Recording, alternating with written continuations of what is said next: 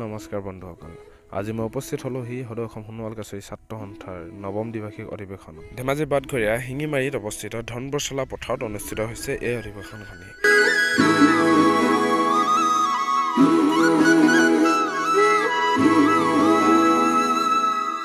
সোণোৱাল কছাৰী মোৰ সোণোৱালী মন অসমীয়া বিভিন্ন ধৰণৰ কাৰ্যৱলীৰে অনুষ্ঠিত হোৱা এই অধিৱেশনখনিত উপস্থিত আছিল অসমৰ বিভিন্ন ঠাইৰ পৰা অহা সোণোৱাল কছাৰীসকলৰ বহুতো গণ্যমান্য ব্যক্তি আৰু উপস্থিত আছিল ধেমাজি জিলাৰ 12খনকৈ আঞ্চলিকৰ পৰা অহা সোণোৱাল জনগোষ্ঠীৰ লোকসকল।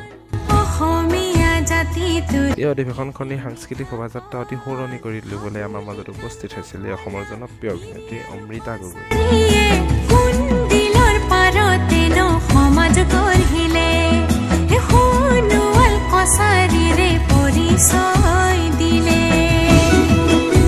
বাৰে ৰহণীয়া কৃষ্টি সংস্কৃতিৰে জাতিষ্কা অসমৰ জাতি জনগোষ্ঠীসমূহৰ অন্যতম শক্তিশালী জনগোষ্ঠী এই সোণোৱাল কছাৰীসকল।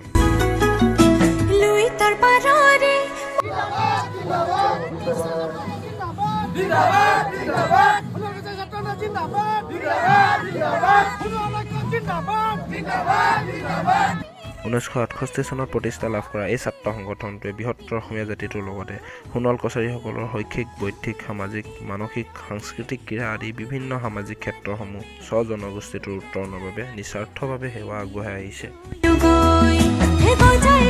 এয়া গায়ন বায়নে আদৰণি জনাইছে অসমৰ জনপ্ৰিয় মন্ত্ৰী সৰ্বানন্দ সোণোৱাল ডাঙৰীয়া। লগত আছিল অসমৰ শিক্ষামন্ত্ৰী ৰণোজ পেগু ডাঙৰীয়া। তেওঁলোকৰ আগমনে অধিৱেশনখনি অধিক সৌৰণি কৰি তুলিছিল।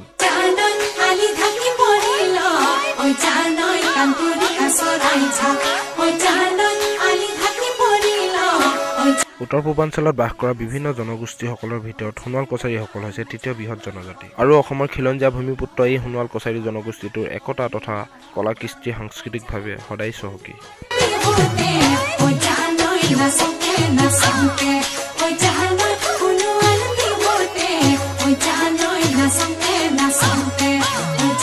এই অধিৱেশনখনিত স্বজনগোষ্ঠীটোৰ আদৰ্শৰ লগতে বিভিন্ন ধৰণৰ কলা কৃষ্টি ইত্যাদি প্ৰদৰ্শন কৰা হয়।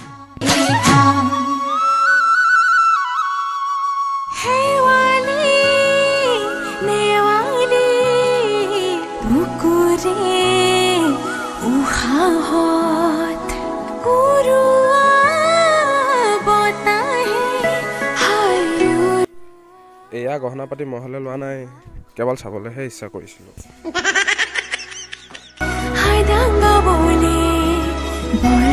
আৰু এই অধিৱেশনৰ অন্তিমটো কাৰ্যসূচী গীতৰ শৰাই আগবঢ়াবলৈ আমাৰ মাজত উপস্থিত হৈছিল শোভাসনা দত্ত।